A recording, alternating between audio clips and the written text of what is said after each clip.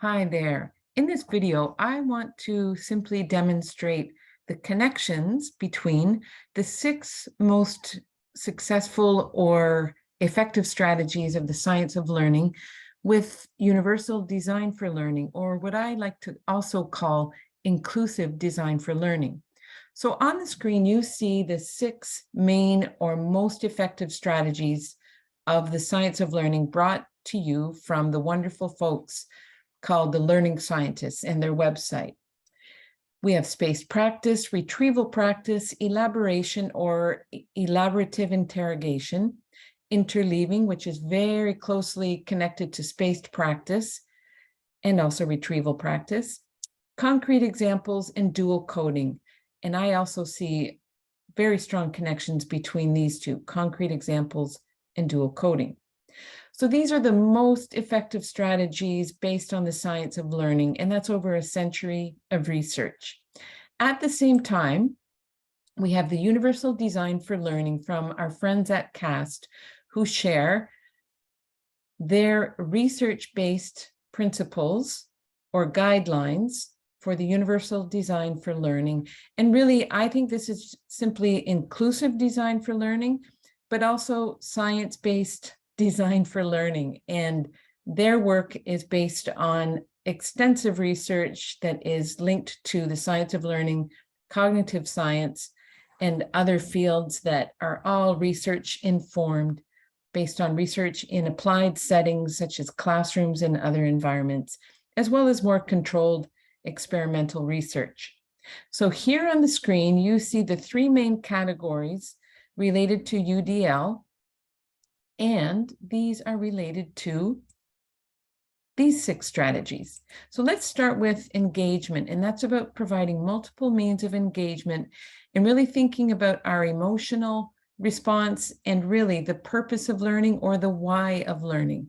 Some of us might refer to this as motivation for learning, but also it's a big picture purpose question as well. Why are we learning this? How does it connect to what I already know or something that is of value to me?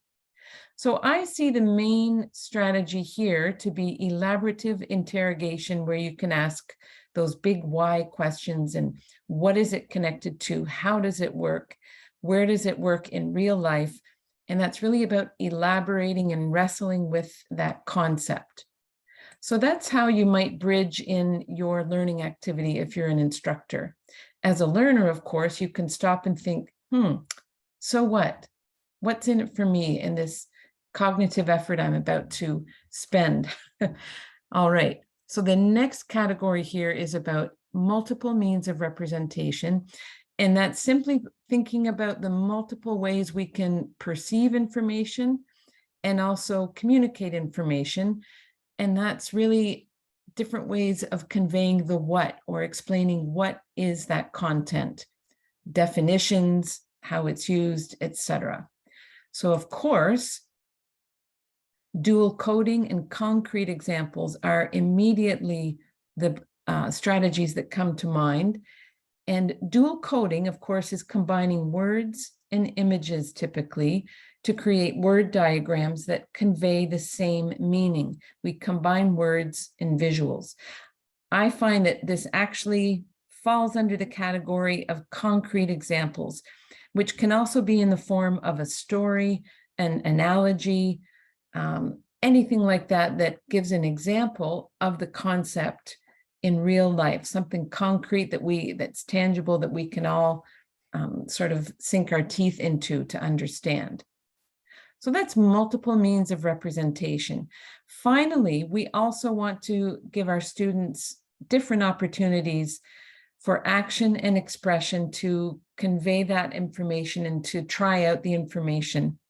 And it's really about the how of learning and how students may express their understanding and communicate their understanding. And here, I believe all 6 strategies are relevant.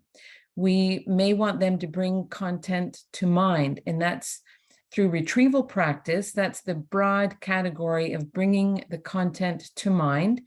And we may do that by spacing it out strategically rather than massing it all at once, say the night before an exam. Or we might strategically interleave it with other content that we're learning so that we have to pause and think about those connections among those different concepts. We also might elaborate on our understanding, and that could be by creating a video, by discussing things with other students, but it's really about thinking about the why of the material. What is it connected to? How does that work? Why does it work that way? And we can also think about concrete examples that our students can share with us through the connections that they're making with the content. And one way to do that is to have them combine words and visuals. So CAST provides this great research-based framework to represent the universal design for learning. And really, it's all about inclusive design for all of our learners, regardless of their background and their neurotypical or neurodiverse profiles. So it's for everybody, basically. That's really my bottom line point. It's for everybody. And the great folks at the Learning Scientists website and at CAST provide loads of support for K through 12 educators, for higher education and beyond. So I hope you do check those out, and I will be curious to hear your own thoughts about the connections between UDL or inclusive design and the science of learning. Over and out for now.